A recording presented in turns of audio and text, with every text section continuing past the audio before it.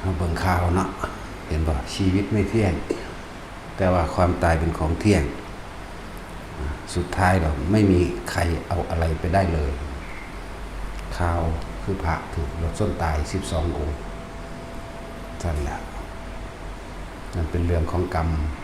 ในวัฏฏะสงสารที่ให้ผลซึ่งกันและกันคนขับรถชนคนตายโดยที่บ่มีความผิดเป็นลักษณะนั้นเข้าใจบ่ล่ะเหมือนกันกับพระพาหิยะเมื่อบรรลุอรหันต์แล้วพุทธเจ้าบอกว่าให้ไปหาผามาไปสิบวชให้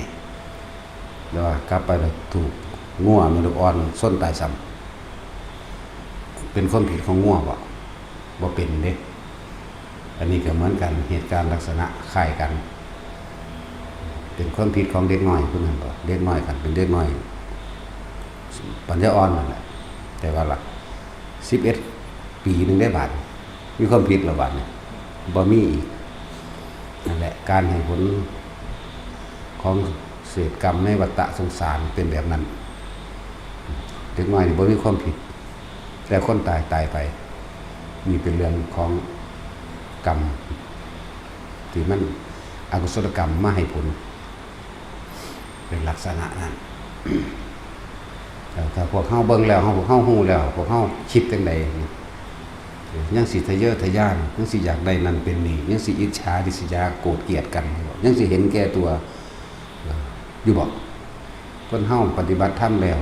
ถ้าบ่มีความเมตตาถ้าบ่มีบ่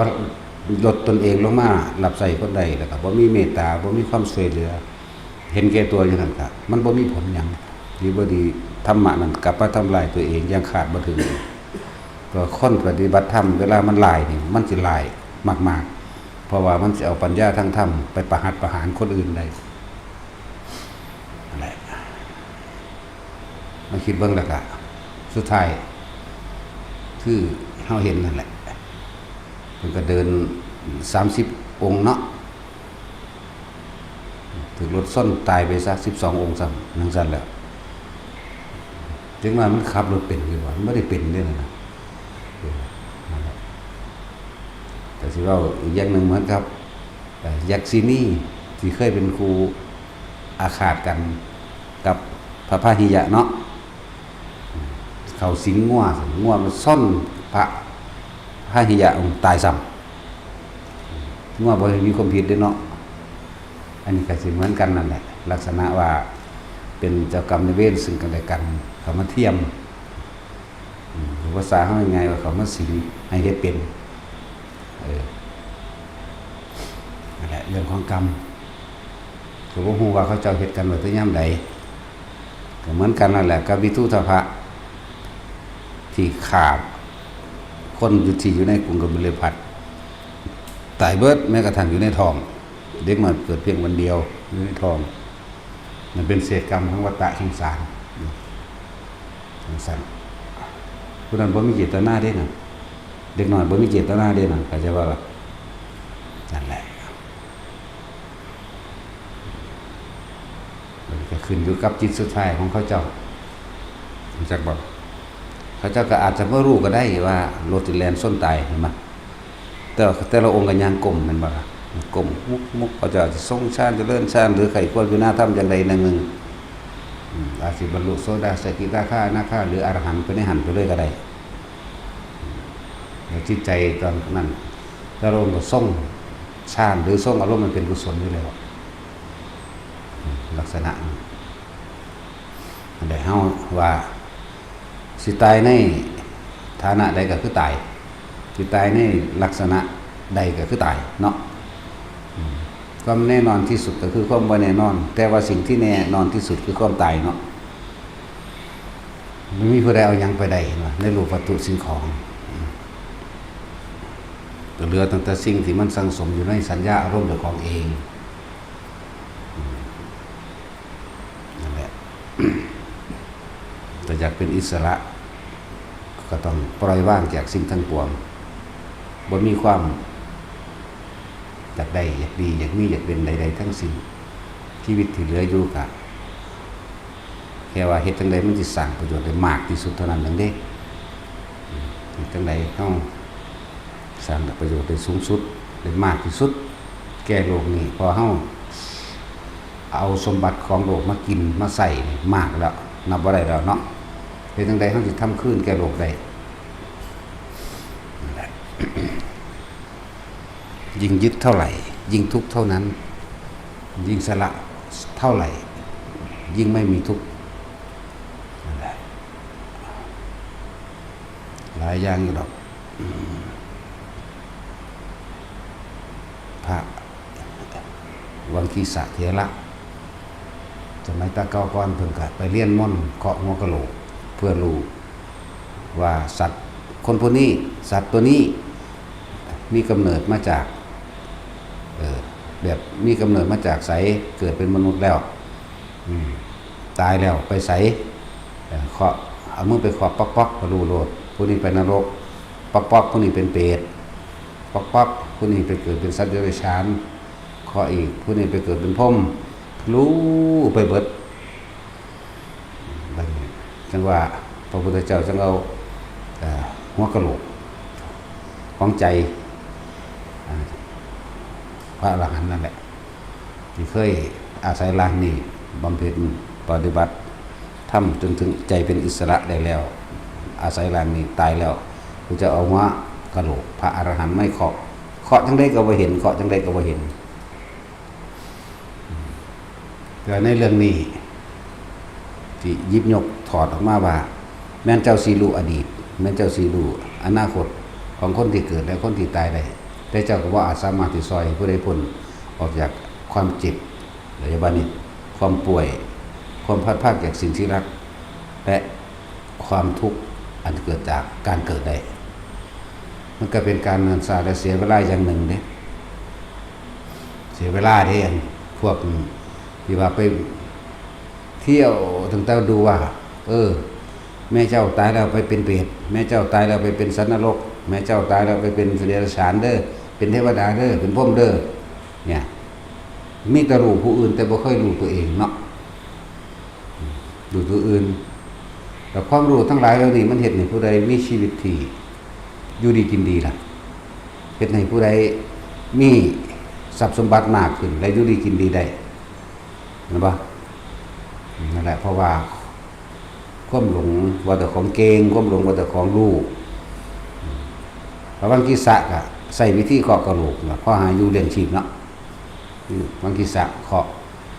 ผู้ใดอยากรู้ว่าพ่อแม่ตายแล้วหมาตัวนี้ตายแล้วเป็ดไก่ตัวนี้ตายแล้วไปไสก็มาจ้างเด้แต่ว่าบัดนี้พวกอันเสื้อก็เสื้อไปตามอันผู้เว้าเด้จักจริงหรือบ่จริงกันบ่ล่ะแต่จังว่ามันเลยมีอีกอย่างหนึ่งเป็นบัญญัติที่พระพุทธเจ้าบัญญัติเอาไว้ว่าบ่อยากให้ภิกษุทั้งหลายทำนายทายทักที่เพิ่นว่าดูก่อนภิกษุทั้งหลายพวกเธออย่าชอบประมาณในการบุคคลคำว่าประมาณก็แปลว่าทำนายนั่นแหละเพราะการประมาณในการบุคคลจะนำทุกข์โทษภัยมาแก่พวกเธอเมื่อภายหลังคำว่าทุกข์โทษภัยนี่มันครอบคลุมเบิดเด้ทุกข์โทษภัยว่าเจ้าสิยุ่งกับคนตลอดเลยเมื่อบ่ถูกใจเขาก็ด่าเมื่อถูกใจเขาก็ย่องเด้เห็นบ่แต่เจ้าก็บ่มีเวลาที่สิไปภาวนาเบิ่งใจตัวเองอีกแล้วเจ้าก็สิกลายเป็นคนมีมานะทิฏฐิมีอิสมิมานะมีอีหยังที่ยกตนข่มท่านเห็นบ่ล่ะบ่มีเวลาสิเบิ่งเจ้าของผมแต่ผู้อื่นสิเบิ่งแต่ผู้อื่นน่ะเรื่องเกิดกลายเป็นคนหลงจากทางกัตตลังนามะคนหลง หลงยังไงสู่อีหยังสิไปสู่รู้สึกตัวใดเนาะส่วนมากคนบ่รู้สึกตัวดอกเวลาอกหักผิดหวังสิถามหาสาเหตุว่าผู้ใดเฮ็ดให้กูผิดหวังนั่นบ่ทักสิว่าเป็นน้ำบักนั่นเป็นน้ำอินนี่นั่นแหละเนี่ยแล้วก็สิหาสมัครพรรคพวกเข้ามาเพื่อสิให้ค่อยเห็นตามความคิดเห็นของตนเด้นั่นแหละคนพวกนี้ก็คนหลงบ่เคยเบิ่งเจ้าของดอกเวลาบ่ได้อันนั้นบ่ได้อันนี้โทษคนอื่นเบิดบ่เคยโทษเจ้าของเองนั่นแหละสิโทษโยนความผิดให้แต่ผู้อื่นเบิดกล่าวตู่ใส่ร้ายโทษคนอื่นโยนความผิดให้กับคนอื่นค บ่ได้มีของสิบ่มีผิดหยังแย่ๆเลยสิว่าแต่ผู้อื่นอย่างเดียวโกหกก็ซ่อนโกหกปรุงแต่งเรื่องโกหกปรุงแต่งยกตัวอย่างได้อย่างยอดเยี่ยมพวกนี้เก่งพวกนี้แต่ว่าก็เก่งในนรกนั่นแหละอยู่ไปใส่กล่าวตูใส่ร้ายหายกขอความนั้นขอความนี้เพื่อให้สมเหตุสมผลแห่งตนเองด้วยพวกนี้นั่นแหละแล้วคนปฏิบัติจริงๆแล้วก็บ่ให้รู้ความจริงตัวเองเลยคำว่าปฏิบัติธรรมเพราะมันให้ไปรู้ความจริงผู้อื่นเลยนั่นแหละอย่างสั้นปฏิบัติให้มันรวยบ่เนาะปฏิบัติให้คนเชื่อเจ้าของหลายๆบ่เพื่อจะล้มล้างลัทธิอันอื่นเข้าใจว่าล่ะเพื่อจะให้บุคคลมาเคารพนับถือตนเพื่อเรียกลาภสักการะเพื่อหาสมัครพรรคพวกมันบ่ล่ะมันมีอยู่หาอย่างดอกมันพวกนี้ที่พระพุทธเจ้าว่าในการแสดงธรรมถึงสั้นเพื่อล้มล้างลัทธิอื่นล้มล้างลัทธิอื่นหาสมัครพรรคพวกด้วยเหตุการณ์อย่างหนึ่งเพื่อให้บุคคลอื่นมาศรัทธาตัวเองเพื่อราบสักการะและเพื่อชื่อเสียงแห่งตนหาย่างมันพวกนี้แต่ว่าได้ดังใจกับยกข้อนั้นยกข้อนี้มาหาก้าวตูใส่หลายจริงๆเทียบตาพวกนี้เจ้าบ่ฮู้จักเลยว่าเจ้าของละอีหยังหรือว่าละอีหยังบ่ฮู้แต่ปฏิบัติธรรมแล้วยังเป็นจังซี่บ่ปฏิบัติแต่ก่อนจังบ่บาปเนาะหาเรื่องพระหาเรื่องหมู่พักปฏิบัตินำกันมันเป็นคูณ10พุ่นเด้พวกอยู่บ้านยังว่าได้เท่าเดียวแต่พวกมาจังซี่มันคูณ10บางพวกก็เฮ็ดเกิดกลายเป็นฮอดสังฆเพศโดยบ่รู้ตัวอีกหนักก็ต้องห่วงว่าแต่ละคนถ้าปฏิบัติแล้วยังบ่รู้จักแต่ของยึดสิ่งใดนี่แม่แม่นบ่ล่ะถ้าบ่จักว่าของยึดสิ่งใดก็มันก็เป็นนั้นว่าตัวเองก็จมเองถูกเองแน่นอนอยู่แล้วบังคับให้ผู้อื่นให้มันเฮ็ดถูกใจเจ้าของนั่นแหละตัวเองแท้ๆยังบ่อาจสามารถบังคับตัวเองได้เนาะสิไปบังคับผู้อื่นบ่ได้ใจคนอื่นก็อยู่ในกายคนอื่นแท้ๆสิไปบังคับใจเขาแสดงทางกายมันถูกใจเจ้าของนะผมมีภัยเอายังไปได้นะหมู่พระภิกษุสงฆ์เฮาเน้นหลวงพ่อเน้นหมู่พระภิกษุสงฆ์เฮาคนก็แค่นั้นแหละหลวงพ่อปานใดดอกเดี๋ยวก็ว่ายากอันนั้นยากอันนี้นั่นแหละหมู่พระเฮานั่นน่ะมีเครื่องอยู่แล้วจงอยู่กับความรู้สึกตัวเองจงฝึกจงเพียรที่สิอยู่กับตัวเองให้ได้คนเฮาถ้ามันตั้งใจจริงๆแล้วมันได้เบิดทุกคนนั่นแหละเอาตัวเองให้รอดเถอะนะก็ต้องไปสนใจไผดอกพอเฮาปราศจากการงานแล้วเฮาบ่ได้อยากรวยแล้วเฮาบ่ได้อยากรวยหรือว่าอยากมีชื่อเสียงบ่ได้อยากเป็นนั่นเป็นนี่ก็เหลืออยู่ดอกเหลือแต่ความอยากเป็นอรหันต์แล้วก็บ่ต้องสำคัญมันหมายว่าต้องเป็นไปเถอะขอให้อยู่กับความรู้สึกตัวใดนะรู้สึกตัวด้วยลมหายใจมั่งรู้สึกตัวด้วยความรู้สึกตัว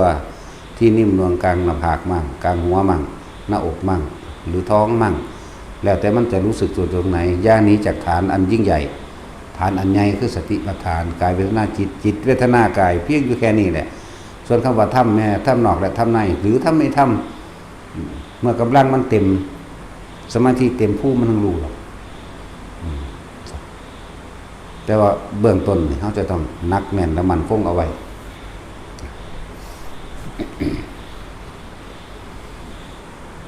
ตัวเองพ้นเพียงใดเขาก็ทิ่มลูกทิ่มเมียมาเบิดละทิ่มลูกทิ่มเมียทิ่มหลานทิ่มเหลนทิ่มทรัพย์สมบัติแล้วตั้งใจเอาโนดอีกว่านานก็ตายดอกค่ะเรื่องตายนี่แน่นอนแต่ว่าสิตายยังไงก็บ่แน่นอนเนาะก็คือพระที่เฮาเห็นนั่นแหละนึกสะเทือนใจคืออย่างนี้เด้ว่าธรรมดาเด้เฮาสะเทือนใจในคำว่ากรรมของวัฏฏะสงสารนะมันสะเทือนใจต่อเนื่องมาถ้าพุ่นล่ะตั้งแต่ นางมาริกากรรมนี้เป็นเรื่องของวัฏสงสารมหากษัตริย์เจ้าราชาก็ต้องกังวลว่าผู้ขาสิบ่อภัยให้กับพวกท่านเพราะกรรมนี้เป็นเรื่องของวัฏสงสารหมายถึงนางมาริกาที่เป็นครูของพันธุระเสนาบดีลูกไส้มันถือขาตาย32คนพาลูกสะใภ้กลับบาตรพระเจ้าประเชนบ่สบายใจเขาไปขอขมามหากษัตริย์มหาราชาผู้ยิ่งใหญ่บ่ต้องกังวลว่าผู้ขาเนี่ยสิบ่ให้อภัยกรรมนี้เป็นเรื่องของวัฏสงสารความอาฆาตบาดหมางโดยส่วนตัวไม่มีกับหม่อมฉันเจ้าค่ะโอ้มันลึกซึ้งอย่างเลยมันสะเทือนอย่างกัน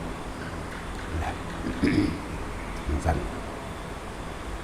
หลายอย่างเด้อคนที่ยิ่งใหญ่มาตะกี้ก็ตายไปแล้วเนาะแคว้นโกศลได้ใหญ่กว่าหมู่ในการหลบแต่ก็มีอิทธิพลมากแม้กระทั่งกรุงกบิลพัสดุก็ยังเป็นเมืองขึ้นเด้ได้ทรงช่วยเด้เข้าใจบ่ล่ะหลังจากมาเคารพนับถือพระพุทธเจ้าแล้วจังเลิกการทรงช่วยเด้ถึงขนาดนั้นในเมืองกบิลพัสดุก็ยังเข้าใจว่าเจ้าของเป็นสักยราชอยู่เด้สักยะแปลว่าผู้ถือตนถือตัวอันยิ่งใหญ่ราชก็คือใหญ่นั่นแหละราชะนั่นแหละมันเข้าใจว่าเจ้าของเด่นอยู่เด้ธรรมดาว่าขนาดตกอยู่แต่เมืองน้อยๆนึงนี่คือความถือตนถือตัวของคนอย่างสัตว์แม้การให้ผลซึ่งกันและกันกลับเป็นการให้ผลสุดท้ายของวิทูธพะกับกรุงกบิลพัสดุนั่นแหละสมัยวิทูธพะเกิดเป็นปลากับหมู่คณะที่ไปฆ่านั่นแหละเรียกว่าหลักเหลืออยู่ในน้ำหนองน้ำนั่นแหละก็นี่เรื่องน่านคักเราได้นี่บัดนี้มันสิให้ผลสุดท้ายซึ่งกันและกันวิทูธพะกะนำคนทหารของเจ้าของเองทหารของเจ้าของเองก็คือป่าน้ำกันตะกี้แต่ว่าล่ะไปจัดไปฆ่าคนในกรุงกบิลพัสดุตายเบิดบัดนี้คนที่บ่มีกรรมต่อกันแต่ว่าก็ฆ่าอยู่เรียกว่ามีกรรมต่อกันมดแดงพวกนึงแลนไปนอนริมตะลิงพวกนึงนอนอยู่ข้างบนมดกัดไหลลงมาก็คือมดกัดไหลขึ้นไปเด้ผู้สิบ่ตายแต่ว่าล่ะนั่นแหละสุดท้ายมากอะ4-5 ทุ่มมากคนมันเมื่อยเด้อท่านน้องเดินทางไกลเนาะฝนตกน้ำป่าไหลหลากพาดต้องตายแต่ก็ตกนรกแต่ว่ากะบ่ยาวนานปานใดอันนี้เพราะมันเป็นการให้ผลของวัฏฏะอันนี้นั่นคือใจของพระนางมาริกาเมื่อที่ลูกเพิ่นกับผัวเพิ่นถือขาทั้งเบิดนั่นเพิ่นกะเรียกว่านิมนต์พระสารีบุตรกับลูกศิษย์มาฉันในบ้านเด้เพิ่นก็กำลังถวายอาหารต่างๆกับพระกับลูกศิษย์นั่นแหละมีนางคนใส่คนหนึ่งแต่ว่าก่อนหน้านั้นก็คือมีทหารหน่อยทหารมาเร็วมาส่งข่าวเขียนจดหมายเขียนขอความใส่จดหมายแต่มันเดให้เพิ่นนั่งมันก็หยิบอ่านลงแล้วสามีและลูกของท่านได้ถูกประหารหมดแล้วทั้งหมดตั้งแต่พันใบใจนิ่งๆเด้แล้วก็เน็บไว้คือเก่าเซ้ยพอดีคนนั่งคนใส่นั่งถาดนั่นย่างไปเอาหมอไปซ่อนขอบประตูรุดมืดแต่ปั้วพระสารีบุตรผู้เป็นประธานสงฆ์ถามเป็นธรรมดาวัตถุสิ่งของและสิ่งใดสิ่งหนึ่งเป็นเกิดขึ้นเป็นธรรมดาสิ่งนั้นก็แตกดับเป็นธรรมดามีเป็นเรื่องปกติโดยธรรมชาติขอพระนางมาริกาจงอย่าเสียใจเลยเพิ่นนึกขึ้นในใจเพิ่นได้ขนาดว่าเราทราบข่าวว่าสามีและบุตรของข้าพเจ้าโดนประหารโดนฆ่าไปแล้วทั้งหมดนั่นแหละข้าพเจ้ายังไม่มีความสะเทือนใจใดเลยนับภาษาอะไรกับหม้อที่แตกไปหรือว่าล่ะที่นี่ถ้าห้ามว่าท่านกลับกันพอได้รับข่าวว่าสามีและลูกท่านถูกฆ่าแล้วนี่ ถ้าคนบ่มั่นคงคนบ่หนักแน่นพอวืดขึ้นเลยเด้เห็นบ่มันสิมีกระจิตกระใจในการสิถวายพระถวายอาหารพระอยู่บ่เอ้าแต่เป็นคนธรรมดาที่บ่มีการฝึกอบรมตนเอง ให้เสียสละเด้เข้าใจคำว่าเสียสละบ่เสียสละความรู้สึกที่โกรธที่เกลียดที่แค้นเด้จักว่าล่ะเพิ่นเสียสละเด้น่ะใจมันนิ่งเป็นปกติเด้แต่พวกเฮาเด้เว้ยก็กรีดขึ้นแล้วเนาะพวกผู้หญิงหังมักโวยวายอยู่หยังเล็กๆน้อยๆมันโวยวายว่าขึ้นโลดมันบ่ล่ะใจนี่แล้วนิ่งมากๆแต่เพิ่นก็บ่ได้บอกปากเด้เพิ่นบ่ได้ออกปากแต่ว่าภาษาลิบุตรเพิ่นรู้อยู่เพิ่นกำหนดรู้กำหนดลงปั๊บน่ะเพิ่นสิแสดงธรรมสำทับนั่นแหละว่าเป็นธรรมดาสิ่งใดสิ่งหนึ่งเกิดขึ้นเป็นธรรมดาแล้วสิ่งนั้นก็ต้องแตกดับเป็นธรรมดาดุจอย่างภาชนะหม้ออันหล่นจากมือนั่งอาบนั่นเองทางนี้เพิ่นก็คิดถึงบ่พระสารีบุตรตอบรับรู้แต่ว่าบ่ได้เว้ากันเลยบ่นั่นแหละรู้บ่ได้เว้ากันเด้แต่ว่าบ่ได้ออกปากแต่ว่าเพิ่นรู้ว่าผู้นี้จิตใจเพิ่นมั่นคงดีนะความเสียสละที่ธรรมดาบ่เสียสละความรู้สึกตะมันธรรมดาเด้เขาขาผัวขาลูกมันสิเวิ้งว่างมันสิไปคิดพึ่งผ้าไผต่อไปแม่นบ่โอ้ยผัวกูตายแล้วลูกกูก็ตายเบิดกูสิคิดพึ่งผ้าไผน่ะมันสิมีกระจิตกระใจทำบุญอยู่บ่คนแบบนั้นเนาะแต่เพิ่นวางจิตนิ่งสงบสวยงามปราศจากทุกข์พร้อมบ่ทุกข์พร้อมความจริงบ่ทุกข์พร้อมเด้นั่นแหละแต่ว่าเวลาเพิ่นเว้าขึ้นมานั่นภาชนะดินเผาก็ต้องแตกเป็นธรรมดาภาษาอะไรก็เพียงแค่ภาชนะดินเผาอันมีความเปราะบางชีวิตมนุษย์แท้ๆก็ยังต้องแตกดับทำลายไม่ได้ต่างกันนี่นะแต่ภาษาดิบุตรก็ยิ้มเด้ตอบรับกันข้างในเขาจะว่าตอบรับกันข้างในนั่นแหละเพิ่นเป็นคนที่กล้าหาญและเด็ดเดียวคำว่ากล้าหาญนี่คือบ่นำสิ่งที่ควรโกรธไม่โกรธสิ่งที่ควรเกลียดไม่เกลียดนำมาคิดมันบ่ล่ะเด็ดเดียวแบบใจเดียวเลยบ่เอาโทษนั่นแหละเหตุใดคือเพิ่นก็ดีแล้วเนาะเฮาบ่ได้เด้แต่ป้าใหม่มากวนกูขาแมงเลยกูสะออนเด้หาขาคนเร็วบ่ซะก่อนคือกูว่ากูเร็วกว่าเนาะแท็กซี่เอาว่าเฮากูเร็วกว่าเขาอีกเด้กูขาคนเร็วๆซะก่อน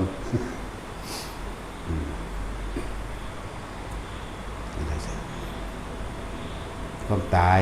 แน่นอนอยู่แล้วบ่เหลือบ่รอดทุกคนจักสิพากันคิดฟุ้งซ่านไปทางใดก็ได้เมื่อตัดตัวเองออกมาจากครอบครัวแล้วก็ดีเนาะคิดเอาหยังมาเอาหยังมาเฮ็ดหยังอยู่นี่นั่นแหละความตายมันบ่ได้บอกเด้เนาะว่าสิตายจังใดบ่ได้มีญาติมีแย่นหยังคือเขาเนาะแต่ผู้มีญาติก็ตายบ่แฮ่นว่าตัวแม่นบ่ล่ะสิสะอ่อนนี่หยัง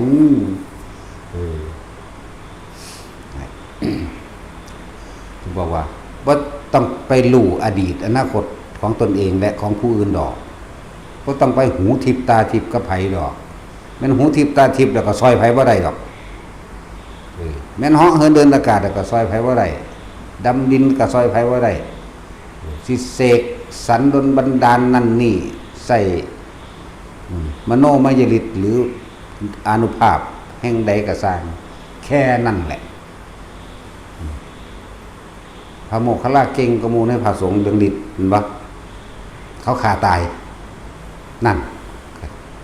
น้อมเข้ามาเบิ่งเจ้าของแล้วมันยังอยากฝึกฤทธิ์อยากฝึกกสิณฝึกไปเฮ็ดหยังเจ้าเป็นแล้วเจ้าก็บ่ได้ซอยโลกอันนี้มันดีขึ้นดอกเพราะโลกมันเป็นไปตามกรรมสัตว์โลกเป็นตามกรรมเห็นบ่การกระทำในภายในใจของไผของมันนี่แหมสิไปซอยคนโลกสิไปอธิบายเรื่องธรรมะเขาฟังอยู่หั่นมันสิฆ่าซ้ำเนาะเห็นบ่ล่ะเตะปากมันก็แล้วตัวเงิดอีหยังเนาะตัวไผตัวมันตัวบ่จักแนวจังสั่นล่ะ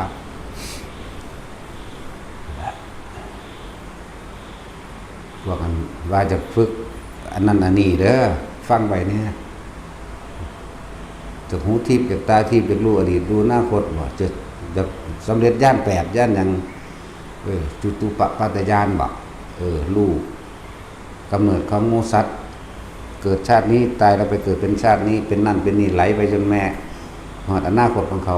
ก็แก้ยังเขาได้เอาตะดูอยู่เลยแม่นบ่ล่ะพระพุทธเจ้าเพิ่นแนะให้คนออกจากความคิดความเห็นนึงเด้เห็นบ่ผู้ใดออกจากความคิดเห็นต่างๆได้จบแล้วเด้ได้แล้วหลักธรรมทั้งเบิดรวมอยู่ที่จิตจิตกับผู้รู้ผู้รู้กับจิตคือสิ่งเดียวกันถ้าจิตบ่คิดบ่นึกแล้วพ้นอย่าว่ามันอยู่ในสัญญานั่นแหละสัญญาเวทนาสังขารวิญญาณก็คืออยู่ในเป็นในตัวจิตในความรู้สึกเดียวกันนั่นแหละจะว่าล่ะนั่นน่ะว่ามุภะเฮาเด้ออยู่ในลมหายใจมั่งต่อจากลมหายใจก็เป็นอาการปิติเองหรอกอยู่กับปิติปราโมทย์นั่นน่ะเต็มภูมิเต็มกำลังแล้วเป็นเองแม้นบ่เป็นก็สร้างบัดสุดท้ายมานั่งตายมันนั่งสิเป็นดอกนาเข้าใจว่าล่ะสั่งสมความตั้งมั่นเอาไว้เน้นตัวอย่าอ่อนแออย่าวันไหววันไปวันไหวไปก็เฮ็ดหยังบ่ได้หรอกเนาะมันจะทำลายเจ้าของล่ะคำว่าวันไหวออกไปเฮ็ดน้ำเขาจังสั่นจังซี่ตามเฮ็ดหยังเปลี่ยนแปลงหยังบ่ได้บ่มีไผเปลี่ยนแปลงโลกได้บ่มีไผเปลี่ยนแปลงกรรมใดบ่มีผู้ใดแก้กรรมใดเข้าใจว่าล่ะแก้กรรมบ่ได้หรอกมันจะไปแก้ความคิดของคนได้จังไดเขาก็แก้ของเขาเองตัวพระเจ้าเพิ่นก็เป็นแค่แต่เพียงผู้บอกซื่อๆเด้เพิ่นทั้งเก่งตัวเพิ่นคือบ่แก้เนาะเพิ่นก็บ่แก้กรรมสะเดาะเคราะห์แก้กรรมบูชายัญดูดวงต่างๆบ่มีเสกสรรเป่าผู้นั้นผู้นี้ให้หายจากโรคภัยไข้เจ็บหรือให้มีโชคมีลาภถูกหวยถูกเบอร์ก็บ่มีเฮ็ดกระตุ้นของขังก็บ่มีเนาะจังแล้วมันสิไปงมง่ายหยังแนวจังซั่นแต่มันดีแต่มันจริงก็พาเฮ็ดนั่นตัวหมู่สงเฮ็ดอยู่นี่แล้วเฮ็ดไปขายแล้วมันบ่แม่นเด้นั่นน่ะอาศัยผ้าเหลืองหน้าเสื้อถือซื่อๆได้มันจังขายง่ายเนาะรุ่นรวยบ่เลิกรุ่นรวยพันล้านมันขายเฮ็ดหยังถ้ามันเฮ็ดนั่นแหละแม่นบ่ล่ะจังซั่นแล้วมันสิรวยมาแม่งก็ซั่นใดมันสิตัวคนพุ่นฟังให้ชัดเจนเนี่ยตัวเบิดหลอกลวงและโกหกทั้งหมดอันที่บอกว่าขังแบบนั้นขังแบบนี้อันที่ว่าดลบันดาลนั่นนี่ได้อันว่าปกปักรักษาได้ตัวเบิดโกหกทั้งหมดบ่มีอีหยังดลบันดาลบ่มีขังหลอกลวงล้วนๆขายเอาเงินเรียกว่านั่นแหละฟังให้มันชัดเจนนะถึงดลบันดาลใดผู้ใดสิไปเฮ็ดเวียกไปสิไปทำการทำงานตรงนี้เนาะรุ่นก้อนๆมันเป็นตะขังกว่าตัวเขาคือเอาไปขังไว้ในนรกพุ่นใช่ว่าล่ะที่นั่นนรกมันได้บักหลายไปกลืนกินจิตทั้งจิตวิญญาณของเขาไปหลอกไปล่วงไปต้มตัวเขาได้รุ่นนั้นรุ่นนี้แบบนั้นแบบนี้ที่เฮ็ดน่ะก็คือเฮ็ดเป็นพุทธานุสติพุทธะก็หมายถึงอานุภาพของพระพุทธเจ้าผู้สังสมบารมีมาแล้วก็นำเรื่องเล่าต่างๆอันเป็นประสบการณ์ของพระองค์เองมาเว้ามาบอกมาแนะแนวให้มาให้นัยยะว่าทำบุญให้ทานรักษาศีลหรือเนคขมะฤาษีบรรพชาต่างๆน้อมจิตไปในทางที่สู่สุคติมีมนุษย์และสวรรค์เป็นทางไปเห็นบ่ล่ะทำบาปทำเลวตกนรกมั่งเปรตมั่งสุรกายมั่งเดรัจฉานมั่งแน่เพิ่นก็บอก2อย่างนี่เรียกว่าพุทธานุภาพนั่นแหละ นุก็มาจากคำว่าอนุชีวิตที่เกิดมาแล้วนั่นอนุแปลว่าน้อยไปภายหลังตามเด้มันมีคำแปลแบบยาวเด้คำว่าพุทธานุภาพมันไม่ได้สั้นๆเด้เรียกว่านั่นแหละชีวิตที่ผ่านพบมาแล้วชีวิตทั้งหลายที่ได้ผ่านพบมาแล้วของผู้รู้ผู้ตื่นผู้บุกบานจะเรียกว่าพุทธานุภาพนำเรื่องเล่าประสบการณ์ของเจ้าของเองเกิดมาเท่าไรอสงไขยนำเบาเพื่อจะเป็นคติสอนใจเตือนใจมูสัตว์เลยพุทธานุภาพก็เลยเกิดกลายเป็นธรรมานุภาพความจริงทั้งหลายที่พระศาสดาทรงผ่านมาแล้วซึ่งเป็นธรรมชาติของมันเป็นอย่างนั้นมันเป็นของมันแบบนั้นจึงเรียกว่าธรรมาเนี่ยที่เฮาสร้างพระพุทธรูปเนี่ยเฮาบ่ได้สร้างให้ขัง บ่ได้สั่งให้โดนบันดาลบ่ได้สั่งให้แก้โรคภัยไข้เจ็บบ่ได้สั่งให้เพื่อสิมาขอให้ผู้ใดรวยสิมาขอให้ผู้ใดหายป่วยสิมาขอจะถามบรรดาศักดิ์ให้ไปสอบได้เป็นนั่นเป็นนี่บ่แม่นพุทธานุภาพธรรมานุภาพสังฆานุภาพสังฆาผู้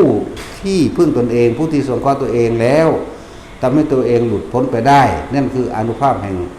พระสงฆ์ผู้พึ่งตนพึ่งธรรมพึ่งพุทธานุภาพพึ่งสังฆานุภาพธรรมานุภาพจึงเรียกว่าสังฆานุภาพร่วมเรียกกันว่าพระรัตนตรัยมั่งนั่นแหละสร้างขึ้นมาเขาเจ้าสร้างตัวระลึกนึกถึงคุณงามความดีเพื่อให้เป็นคติตัวอย่างเป็นแบบอย่างเป็นเนติแปลว่าแบบอย่างเพื่อเอาอย่างบ่ได้ขังสร้างสิเป็นในนามของทุสเจดีย์สถูปเจดีย์เป็นรูปคนใดบ่มันบ่ล่ะเป็นยังสิเฮ็ดบ่ได้นั่นแหละบ่ได้สร้างขังสร้างรูปคนขึ้นเลยเป็นพระพุทธเจ้าเป็นพระพุทธรูปขึ้นมาโลดมันเป็นหยังรูปก็หมายถึงร่างกายพุ่นล่ะพุทธะร่างกายของผู้รู้นี่คือเป็นแบบนี้เด้อสร้างแบบนี้บ่ได้สร้างเพื่อให้มันขังบ่ให้มันดลบันดาลดอกบ่แม่นแบบนั้นแล้วก็บ่มีพุทธาภิเษกพร้อมไปจังได้สิไปหาบวชพระพุทธเจ้าเนาะโกหกทั้งหมดฟังไว้ดีๆนะบอกต่อๆกันไปแน่โกหกหลอกลวงขายเอาเงินพวกรุ่นรวยพันล้านพวกป้องกันเบี้ยแก้หรือหยังก็แล้วแต่เถอะภาษาหยังคือกับพวกพญานาคบัดนี้มันว่าล่ะสัตว์เดรัจฉานนี่พวกคุดพวกพญานาคหรือสิสร้างรูปเหมือนของเท่าสักกะหรือองค์อินหรือเท่าหิแมงยังก็สร้างเถอะใช่ว่าล่ะขายเอาเงินซื่อๆบ่ป้องกันหยังไผบ่ป้องกันหยังได้ใช่ว่าล่ะสิ่งที่ป้องกันได้คือสติตัวเองบุญบารมีแห่งตนเองป้องกันตนเองบ่แม่นสิ่งเหล่านั้นป้องกันพุทธานุภาพคือว่าเฮามีเหรียญอันใดนึงเป็นรูปเหมือนพุทธเจ้านั่นแหละแต่ว่าเฮาบริกรรมพุทโธพุทโธพุทโธเฮาไปมันก็เกิดเป็นฌานเฮ็ดให้สงบได้เป็นฌานเป็นสมาบัติของมันเองปกปักรักษาตัวเองโดยตนเองได้นั่นบ่แม่นอานุภาพของเหรียญอันนั้น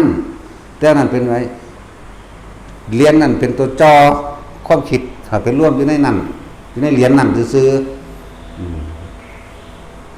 ผู้เขาสร้างเขาเจ้าก็ตายหลายคนแล้วนี่เนาะพระพุทธเจ้าขึ้นไปแสดงธรรมที่ดาวดึงส์โปรดเอาพุทธมารดาพระเจ้าพระเสนคิดฮอดหาคนเอาไม้จันแดงแต่มาแกะสลักแกะกระเท่าองค์จริงนั่นแหละสร้างนี่ก็ได้สร้างให้ขังเลยล่ะนี่ที่เขาเจ้าแกะสลักไม้มานี่แล้วลึกถึงคุณจิตใจมันบ่สงบมันบ่มีหม่องร่วมพระเจ้าพระเสนบ่มีหม่องร่วมจิตใจคิดฮอดพระพุทธเจ้าก็เลยให้สร้างน่ะมาแกะสลักไว้นั่นล่ะเพราะเฮาสังเกตเบิ่งอยู่ว่าแต่ละบ้านแต่ละเมืองที่เป็นบ้านเก่าบ้านหยังแน่สิมีพระพุทธรูปแกะสลักใหม่บ่นั่นแหละตะกี้วัสดุที่มันทำได้ง่ายหาได้ง่ายทำได้คือไม้มันบ่ล่ะเครื่อง เพราะเครื่องมือคนตะกี้มันบ่ทันได้สมัยเท่าเหมือนเดี๋ยวนี้เนาะก็เลยต้องเอาไม้ไปแกะสลัก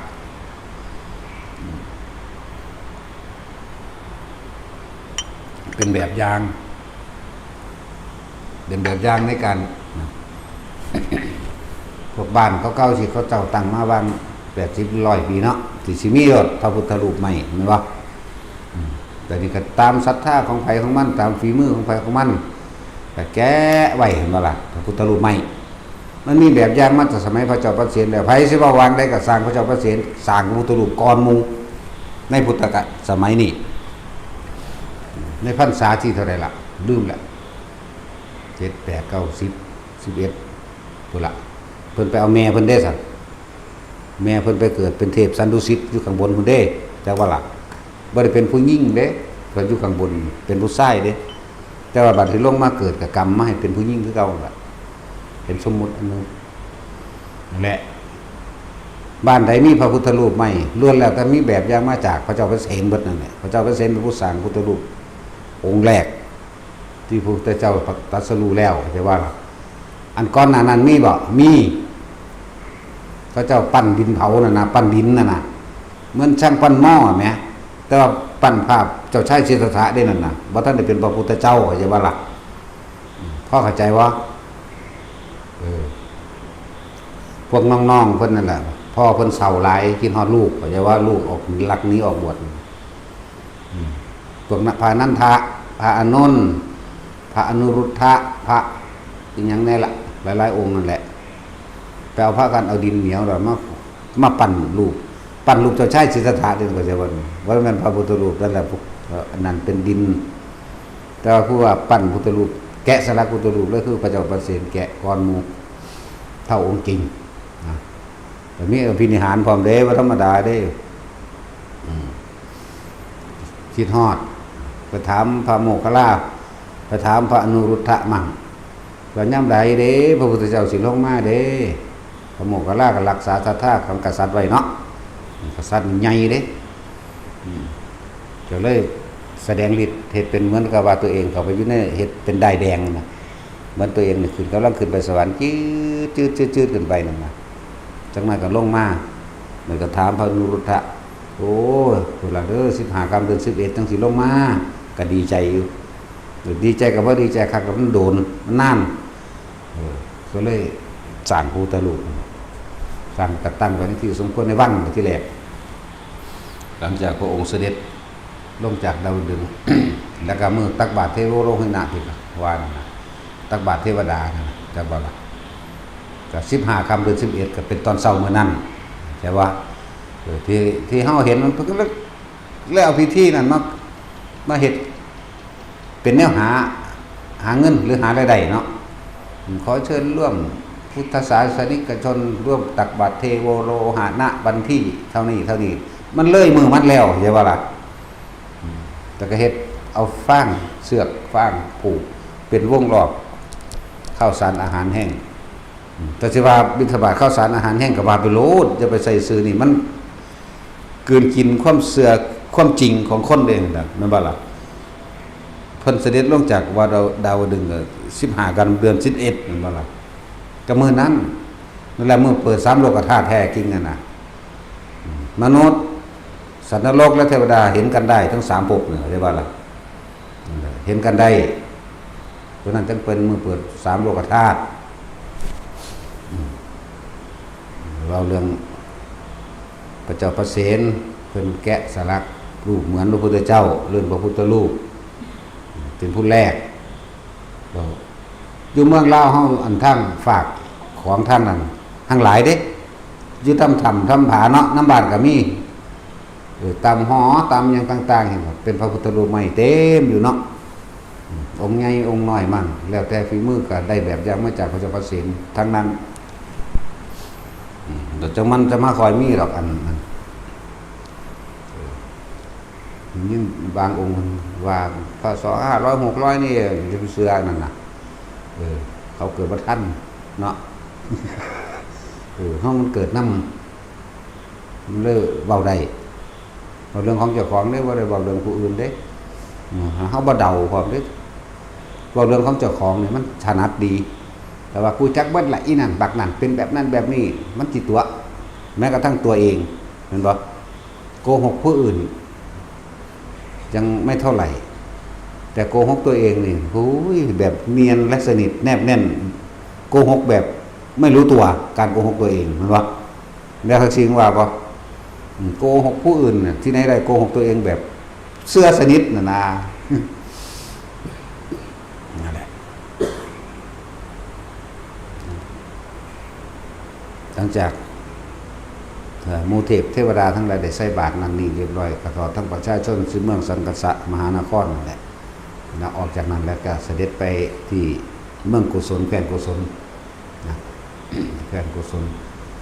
ก็เวลาก็นิมนต์พระพุทธเจ้าส่วนพระพุทธรูปนั้นแสดงอภินิหารเด้ลอยขึ้นไปชั่วระหว่างหัวมนุษย์1 ครั้งแล้วก็กลับก้มลงมา2 ครั้งพระพุทธเจ้าก็บอกว่าดูก่อนอาวุโสถ้าท่านจงทำตามสบายเถิดหลังจากนั้นเราตถาคตได้ตายไปแล้วท่านนั่นแหละจะคงรูปเข้าใจว่าคงรูป บ่แม่นบ่แม่นเว้าได้จะคงรู้ในการสืบศาสนาบุคคลหรือในการสืบศาสนาอันเป็นวัตถุพยานหลักฐานแห่งเราตถาคตต่อไปอาวุโสจงอยู่โดยปกติสบายจงอยู่โดยปกติสบายเถิดใช่ป่ะล่ะถ้าพุทธรูปองค์นั้นก็เลยไปเคลื่อนไปไว้หมดที่จัดตั้งไว้ครั้งที่หนึ่งขึ้นเท่าหัวคนครั้งที่สองก็สองเท่าตัวสามเท่าตัวสี่ห้าเจ็ดเท่าตัวลงมาพุทธเจ้าก็เบิกไว้ดูก่อนอาวุโสขอท่านจงคงรูปต่อไปก็กายแห่งเราตถาคตอันนี้ก็จะตายเน่าเปื่อยหมิ่นมันคงกระว่าของมันไปท่านนั่นแหละจะคงรูปเป็นรูปเหมือนนั่นแหละเรื่องว่าพระพุทธรูปพวกเขาพระพุทธรูปนั่นแหละก็เลยมีการตัวอย่างสั่งมาเรื่อย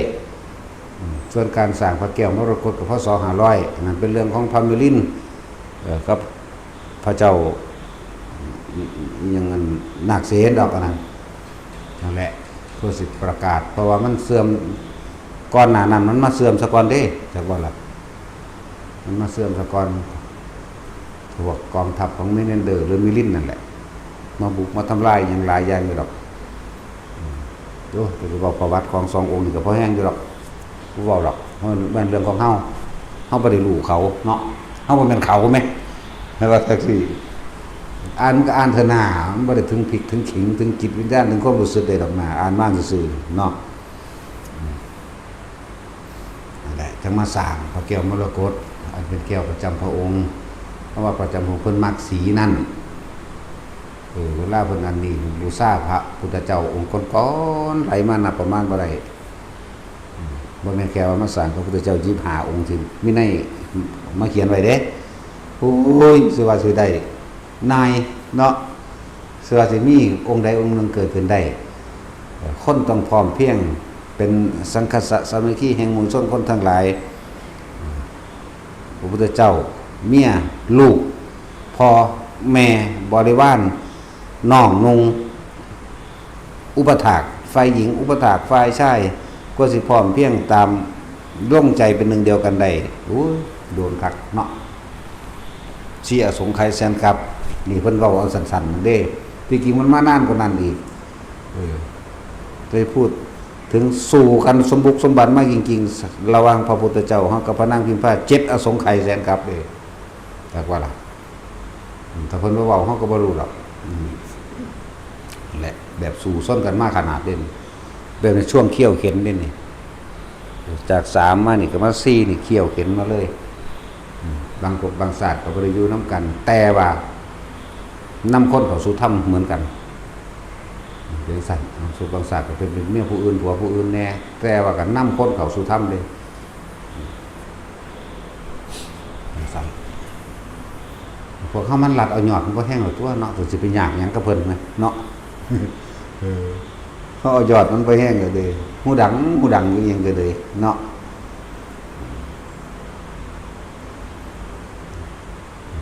อันเนื่องด้วยเหตุสลดใจสังเวชใจได้เห็นรถส้นหมู่เราภิกษุอันเป็นเพื่อนภิกษุสมณะเหมือนกันแต่ว่าเขาเสียสละจากบ้านจากเฮือนมาเพื่อสิเป็นคติตัวอย่างเป็นถือว่าเป็นผู้ที่สืบศาสนาเด้นักบวชนี่เด้สืบศาสนาเพราะเป็นคนทั่วไปเด้คนทั่วไปบรรลุอรหันต์ตายมื้อนั้นแหละวะเนาะนั่นแล้วแต่บ่มีภิกษุนักบวชสืบศาสนาเสี่ยวยังมาสืบว่าภิกษุนักบวชตัวสืบได้อันพวกนั้นก็อาศัยภิกษุนักบวชเพราะได้เหยียบว่าจะของเก่งเนาะพวกไปเรียนมหีหรือมหำทั้งมหำทั้งมหีแต่เวลาภิกษุนักบวชอันเขาออกข้ามาเมาเหล้ามั่งซื้อเลขมั่งทะเลาะเบาะแว้งตบตีกันมั่งกินยาบงยาบ้ามั่งกูนี่ล่ะบัดนี้สิขึ้นนั่นว่าล่ะก็ตั้งอยู่น้ำผัวน้ำเมียล่ะมหีก็มหำนั่นว่าล่ะเก่งคือยังนั่นล่ะโคตรพ่อโคตรแม่อยากว่าอยู่แล้วพวกเลี้ยนนี่เด้พวกทำลายพวกเลี้ยนเป็นมหานี่เด้ซึกออกไปแล้วมันบ่เข้าวัดปานใดดอกแต่ว่ามันถ้าเอาอันที่มันเลี้ยนมาเนี่ยจี้ภิกษุนักบวชที่เป็นพระป่า ที่ทำตามพุทธเจ้าเนาะการเทศแสดงธรรมเป็นตามอัจฉริยะใสของไผของมันเด้เขาบ่ได้อ่านหนังสือไผฟังเด้บ่ล่ะผิดแล้วแหละผิดเตะปากแมงนั่นพ่อแมงก็สั่งสอนเนาะว่ากูสิเงิดคนกูไม่เงิดเด้อภาษาคนกับสัตว์นั่นเร็วกว่าสัตว์สมตัวเนาะสัตว์มาจากคนมาจากสัตว์เร็วกว่าสัตว์ลงไปอีกนรกเท่านั้นก็จะให้เฮาเว้าเอาใจคนบ่มีทางนั่นแหละหรือว่าเอาใจไผในกระทั่งตัวเองเนาะให้แน่ตัดสินเราจังดาบ่เครียดเป็นเพราะว่าเรามีสมองเป็นคือหินมันเกิดบ่ซึมเข้าน้อยจังน้อยเด้เห็นลูกลั่งเห็นแม่ลั่งเนี่ยมันใหญ่ได้เห็นแม่ลั่งปึ้งออกมาเลยน่าตัดสิน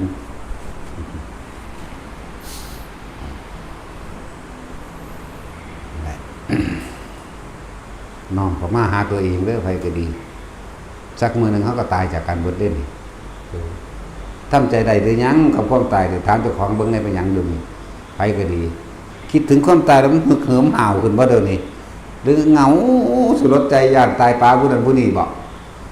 มันฮึกเหิมคือยังเด้โอ้ยยังได้แมงสิตายมันเด้กูขาดกินเขาขนาดมีคนหากินยังขาดอยู่ไหมเนาะนี่หากินเองแท้ๆยังมันเป็นจังได๋เดี๋ยวนี้เนาะนั่นแหละถ้าเราเข้าใจการใช้ชีวิตบ่สุดตรงหรือเป็นกลางๆพ่อเพียงหรือพ่อประมาณอาหารหรือที่อยู่อาศัยเฮาก็มีแล้วแต่เฮามีที่อยู่อาศัยก็ถึงสิว่ามันมีทุกอย่างในหันแหละแต่ว่าเจ้าของบ่หาเอาเองโบราณที่ว่าไว้ทรัพย์ในดินสินในน้ำก็หาเอาอยู่ในนี่แหละอยู่ในพื้นน่าจะไร่1 2 ไร่หาไร่10 ไร่นี่แหละก็หาเอาที่ทรัพย์ในดินสินในน้ำเนี่ยมันว่าล่ะเลื่อนว่ามีทุกอย่างได้ทุกอย่างแล้วอาหารก็อยู่ตรงนั้นยารักษาโรคเครื่องนุ่งก็อยู่ตรงนั้นประคองชีวิตตัวเองไปเพื่อปฏิบัติธรรมเรียกว่าล่ะอย่างสั้นแต่อันของหลอกลวงเด้อคนมันมักย่องเนาะคนมักย่องเด้แต่เขาย่องว่าดีว่าเก่งสั่นเบ้ยอันใดเขาบ่ถามก็เว้าขึ้นมาเนาะบ่แม่นเรื่องกินกับแต่งเสริมเอาเองบักหลายเด้คนมักย่องบัดนี้ถึกย่องหลายๆเอาสมมุติบ่สมมุติแมงละเอากินนี่ล่ะในคอมเมนต์สาธุสาธุสาธุสาธุ100สาธุ200สาธุ1,000สาธุเนาะก็ธรรมดาเด้แต่ว่าถ้ามีผู้นึงขัดขึ้นมากูสิเก็บเอาตัวนั้นแหละนะบ่ถ้ามีผู้นึงด่าขึ้นมานั่นแหละมันเอาอันด่าเด้อันด่าว่าจังซั่นจังซี่นั่นแหละได้แล้วแต่สิด่าเนาะมันสิเก็บเอาตัวนั้นเด้มันอยากให้เขาย่องแม่นบ่ล่ะจังซั่นล่ะคนมักย่องเด้อันนี้แหละของหลอกลวงเรียกว่าล่ะมักย่องเอิ้นว่าสรรเสริญนั่นบ่คู่กับนินทาบ่ล่ะมักได้แม่นบ่ล่ะบัดได้มาแล้วมันก็ต้องเสียเป็นธรรมดาเนาะคือว่าถ้าเอาสิ่งหนึ่งคุณก็ต้องได้สิ่งหนึ่งคนเฮาสิแสวงหาแต่ความพอใจเนาะความไม่พอใจกลับไม่เอามันไม่ใช่ทั้งเอาและไม่เอาอันเราควรกำหนดรู้ที่ความรู้สึกตัวเองรู้ที่ใจตัวเองใจกับความรู้สึกอันเดียวกันอย่าว่ามันยากหลายเวลาบ่พอใจมันสูญบ่นั่นแหละใจนั่นแหละความรู้สึกนั่นแหละจิตอันเดียวกันนั่นแหละนั่นแหละวิญญาณอันเดียวกันนั่นแหละนั่นถึงรับรู้ความรู้สึกได้นั่นแล้ววือขึ้นรถมันบ่กำหนดรู้ในหันมันกำลังถูกกับเรื่องใดเด้มันบ่พอใจเรื่องใดความไม่พอใจหรือความโกรธย่อมเกิดขึ้นจากความพอใจเห็นบ่ความทุกข์ทั้งหลายย่อมเกิดขึ้นจากความสุขจากบ่ล่ะความตายย่อมเกิดขึ้นจากความเกิดเห็นบ่สั้นแล้วในคำถามที่ให้ตัวเองถามตัวเองเด้ทุกคนถามตัวเองยังย่านตายอยู่บ่ยอมรับหรือยัง ล่มใจถึงขีดสุด โดยว่ามีขีดหรือยังว่างหรือยังในความตายนี่ลงหรือยังพอใจหรือยังเข้าใจว่าหลักนั่นแหละพอใจทำกับพอใจโลกมันคนละเรื่องกันเด้สิบอกให้มันยกตัวอย่างคำบอกภาษาลิบุตรเป็นปริญาณในความตายเราเป็นดุจดังว่าลูกจ้างคอยเลิกงานเข้าใจว่าล่ะลูกจ้างคอยเลิกงานมันมันแม่นเป็นคือเบาถือแท้น่ะเนาะคนเฮาต่อไปทำงานนี่จะรอตามเวลาเลิกงานนึงเด้ส่วนงานสิคุณภาพกับคุณภาพกูบ่สมตัวว่าไปหั่นแหละยืดเยอะๆไปหั่นแหละรอตามเวลาเลิกงานเอากระเป๋าใส่หลังไว้เนาะเราเป็นดุจดังลูกจ้างหมายถึงว่าเพิ่นพูดถึงว่าขันธ์5เป็นของหนักอยู่นักตะกายนั่นแหละเป็นดุจดังลูกจ้างรอเวลาเลิกงานเท่านั้นกับร่างกายอันนี้หมายถึงเลิกงานคือตายเนี่ยบัดนี้เฮามาคิดว่าความรู้สึกของคนเลิกงานคือยินดีแม่นบ่ถึงเวลาเลิกงานแล้วเฮ้เด้มันกันล่ะกับเพิ่นตายแล้วเท่านี้เฮ้คือกันนั่นแหละ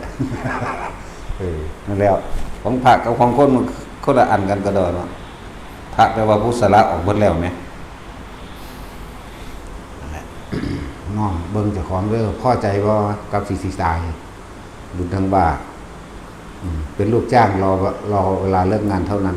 เนี่ยเฮาก็รอเวลาเลิกงานคือกันนั่นล่ะมันซั่นแหละ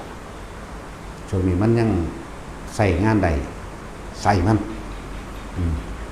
ใส่มันไปตั้งแต่กี้เฮาต้องเป็นทาสมันเนาะบัดนี้ให้มันเป็นทาสเฮานี่เลยเว้ยบัดนี้มันเป็นทาสถ้ำนี่เลยเนาะธาตุถ้ำนั่นแหละพอเข้าชีวิตผ่านมาหลายครั้งแล้วหาอยู่หากินแย่งชิงข่มเหงรังแกเอาเปรียบหรือย่อมก็มีเด้บุคคลที่สิข่มเหงเอาอะไรเอาบุคคลที่ข่มขู่ให้เขาอยู่ใต้อำนาจความเห็นเจ้าของข่ม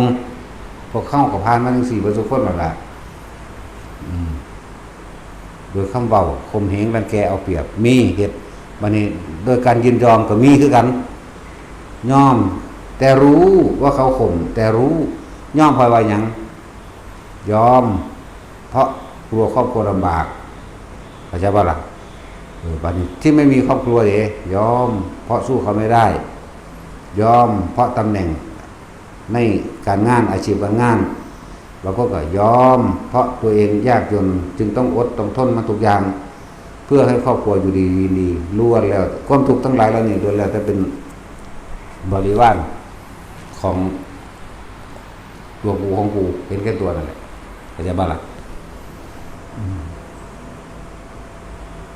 ทุกคนผ่านชีวิตหาอยู่หากินทุกอย่างลำบากมาแล้วพวกผู้ยิ่งไปหากบหาเขียดหาเปิดหาสอนบ่ได้มันบ่ได้สอนไปนั่งกินหอดลูกไปนั่งเด้เนาะสอนไปนี่สอนหวกหาใครแมงดาแม่งคาริโซแม่งอีดแม่งระง่ำเอาเบิดสอนไปปูหน่อยปูใหญ่หอยหน้าหอยนั่นหอยนี่เก็บเอาคิดฮอดลูกไปนำแต่สอนได้ก็สิคิดฮอดพักอีตูคิดฮอดกอตะไคร้คิดฮอดแนวสิออมใส่เด้แม่นบ่ล่ะสอนเฮ็ดไปถ้าบ่ได้ก็โอ้ยฟ้าวโดดใส่ให้หน้าให้นั่นโดดใส่ให้นี่โดดใส่ให้นั่นยันเพื่อไว้กินแรกน้ำผุนเดียวว่าธรรมดาดีเนาะอะไรเห็นหรือยังความทุกข์ยากลำบากเห็นละแต่ย่อมห้อนร้อนแต่ก็อดแต่ก็ทนนั่นแหละธาตุตัณหาบ่ล่ะบ่นั่นแหละธาตุความเห็นแก่ตัวของตัวของเองนี่ต้นใหญ่มันคือเห็นแก่ตัวนั่นแหละตัวกูของกูแหละเนาะสักกายทิฏฐินั่นแหละต้นใหญ่มันนั่นน่ะนั่นบ่ล่ะความเห็นแก่ตัวถือว่าตัวเองใหญ่คือว่านั่นแหละอันนี้พวกเข้าพวกเมสซี่อยู่น้ำมูนี่ครับมีแต่อายุหลายวันละดีละเพราะท่านได้ตายเนาะพอได้ยินได้ฟังแล้วนำสิ่งที่ตัวเองผ่านชีวิตมาน่ะน้อมเขามาบางที่เขาไปรับจ้างดำหน้าเขาด่าก็มีแล้วก็เขาบ่ด่าก็เอาเปรียบเขาก็มีเด้เนาะว่าแกงมัดกาคุยกันอยู่ว่าสั่นซ้ำเลิกงาน บัดคุยกันคือมวนคือมันเลยบุเนาะบัดดำหน้าเข้าไปมันเป็นอะไรบุมันสั่นละแต่แดดกระจงว่าแดดแต่ฝนตกกระย่านแล้วก็พากันส่วนขึ้นเถียงเนาะทุกคนผ่านเหตุการณ์มื้อนี้ว่าบ่ว่าหญิงบ่ว่าชายนั่นแหละหาอยู่หากินรับจ้างไปบางที่ก็ไปหลักมาคุงเขาว่าพ่อได้ทำหลักมะม่วงหลักหน่อไม้สารพัดเนาะยอมรับทุกคนต้องยอมรับในตัวเองแม้จะพูดไม่ได้แต่ให้ยอมรับในใจตัวเองเด้อบ่มีผู้ใดกล่าวความจริงตัวเองมาบอกบ่ได้ดอกเนาะนี่ถ้าเว้าผู้อื่นนั่นรู้เว้าขนาดขึ้นหน้าขึ้นตาเนาะมันว่าซั่นตัวถ้าเว้าพื้นกันนั่นเบ้ยตาดูนตาแดงออกเบะปากด้วยศพกัดแขบกัดข้างแสดงท่าทางยักขมูขี้ขึ้นอื่นตาดูนออกธรรมดาว่ะโอ้ขนาดเด้แต่กับสรรหาเรื่องสิมาเปรียบมาเทียบยังเด้เนาะทุกคนก็ผ่านมานี่เบิดแล้วล่ะแต่ว่าอารมณ์นั้นค้างไว้ดอกเด้จักบ่เหมือนกับมันต่ำใบเนาะถ้าเป็นกระบอกไม้ไผ่มันก็ก้อนหินก้อนนั่นอารมณ์นั่นทับกันไว้บ่สูญหายแน่นอนอยู่แล้วเมื่อวัฏจักรวัฏกิจมันหมุนวนขึ้นไปจุดนี้แล้วก็จะได้ไปรับอันตัวเองเป็นเอาไว้นั่นแหละทั้งที่ดีแต่ผู้ใดหยุดสัญญาใดเนาะหยุดสัญญาก็อยู่ในหูดังนั่นแหละแค่บ่คิดหยังนึงเด้ล่ะเนาะถ้าเฮาบ่ต้องไปแสวงหาหยังดอกเด้อปะเฮาลมหายใจหนึ่งอุณหภูมิกลางหัวกลางหน้าอกบ่ต้องเฮ็ดหยังอีกรอก็บ่แม่นรอแต่ว่าอยู่ในปัจจุบันบ่ผิดคำว่ารอบ่รอแต่ว่าทำปัจจุบันขณะในความรู้สึกตัวอยู่กับลมหายใจเข้าออกหรืออยู่กับปัจจุบันนั่นก็คือความรู้สึกตัวทั่วพร้อมเป็นผู้มีสติหมายถึงนึกถึงตรงนี้เป็นสัมปชัญญะหมายถึงความรู้สึกตัวจะเรียกว่าสติสัมปชัญญะมันเป็น2ศัพท์สติคือนึกขึ้นมาสัมปชัญญะคือรู้สึกตัวนึกถึงความรู้สึกในกาย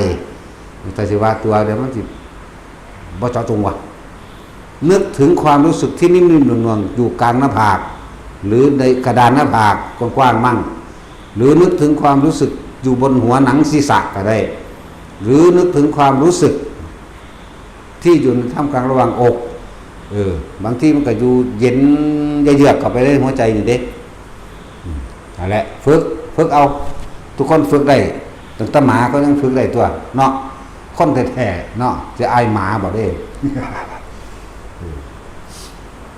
นั่นแหละ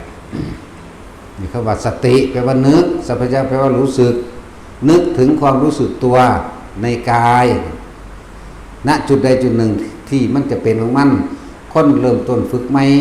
ไปอย่างหนึ่งแต่เป็นแล้วก็รู้ละสำหรับตัวนี้คำนี้ตัวใดบ้านเป็นฝึกเอาเห็นได้ก็ตายเข้าละนางรวยไปซ้ำใดเดินหลายคนที่เศรษฐีมันป่วยสตีฟจ็อบส์ในบันทึกสุดท้ายของสตีฟจ็อบส์ทุกคนมียกย่องสรรเสริญเราว่าเป็นผู้ประสบความสำเร็จแม้อายุยังน้อยถึง30 กว่าปีบ่เป็นผู้ประสบความสำเร็จมีเงินหลายพันกว่าล้านดอลลาร์นี่มาแต่ว่าบัตรสิตายแก้เขียนเอาไว้มันแต่ทุกคนไม่รู้เลย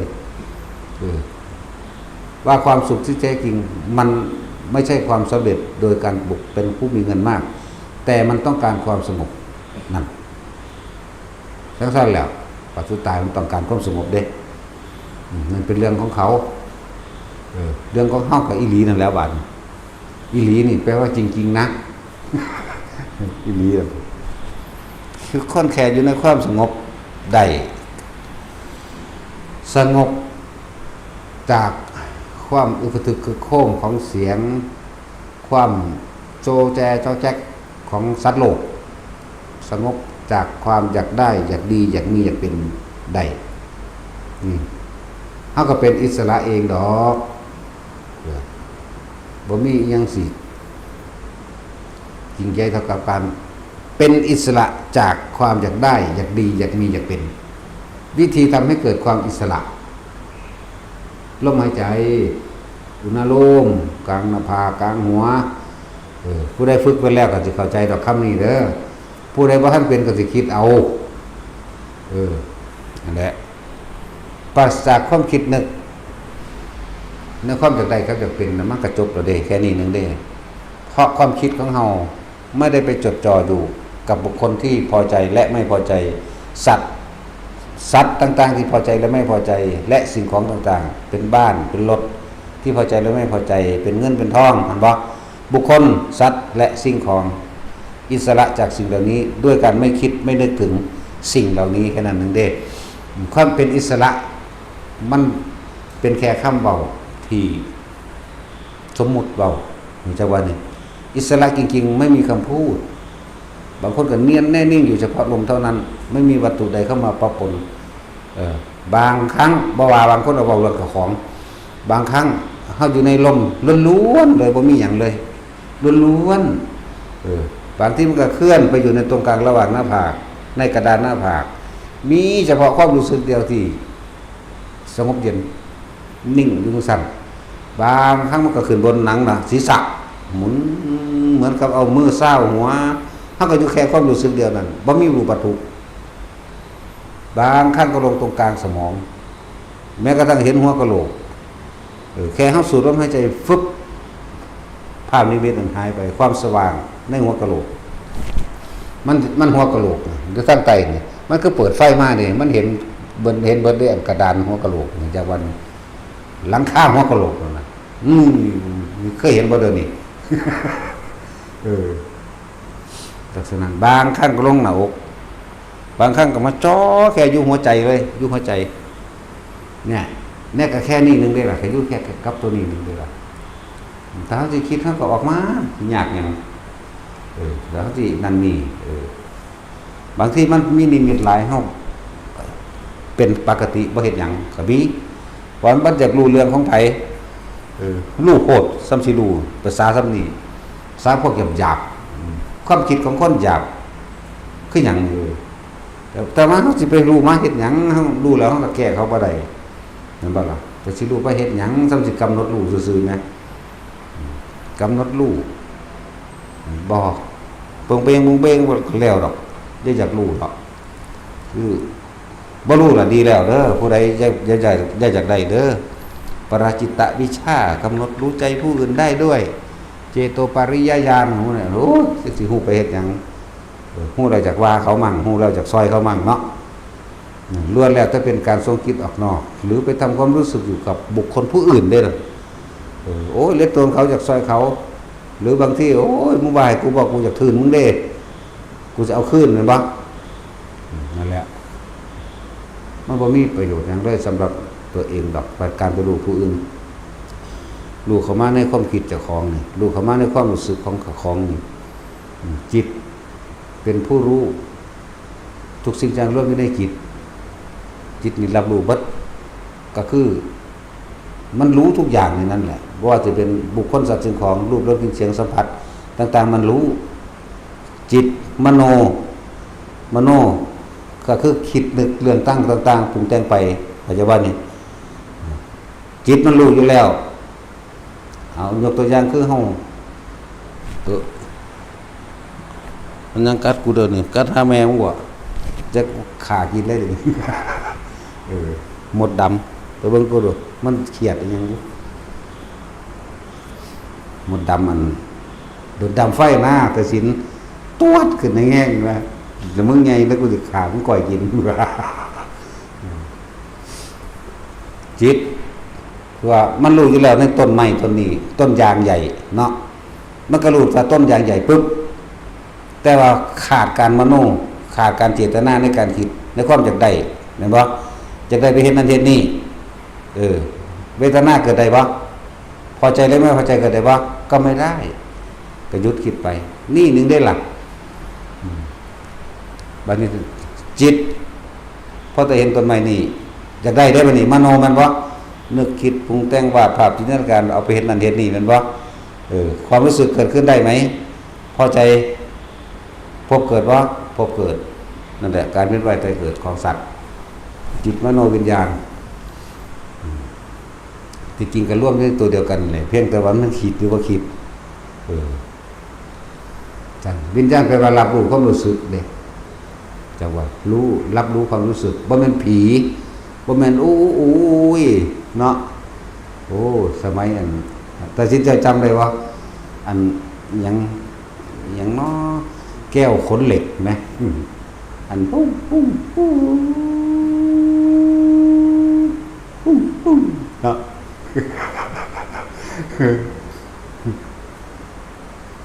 แก้วขนเหล็กว่ะแม่เด้เนาะตึงมาบ่เดี๋ยวคนตื่นผู้สาวพวกเฒ่าๆนี่พวกรู้จักกันดอกพวกเฒ่าๆเนาะวิทยุท่านิ่นแล้วก็ยังเนาะเสียงหมาหอนไหมเป็นตาย่านเนาะเฮาก็ย่านคือกันย่านถีบผีดิตื่นหยังดำๆบ่ได้ได้โดดถีบจะของจนเก็บเบิดเอาโดดตั้งแต่ต่อไปดำๆโดดถีบไหมโอ้ยเจ็บย้อนอีหลีนั่นแหละเข้าใจเด้อบาดนี่คำว่าจิตกับผู้รู้กับจิตคือเฮารู้หยังแล้วเฮาบ่คิดถึงรู้ทางตาเห็นต้นไม้แต่ไม่คิดไม่นึกเวทนาเกิดไม่ได้พอใจแล้วพอใจเกิดได้พบดับรู้ทางหูเสียงมันบ่ได้ยินเฉยๆแต่ไม่คิดไม่นึกความรู้สึกพอใจไม่พอใจเกิดไม่ได้ดับบ่ตาหูจมูกรู้ทางลิ้นหูจักเผ็ดเข้มนี่เนาะแต่ไม่คิดไม่นึกแค่รู้เผ็ดเข้ม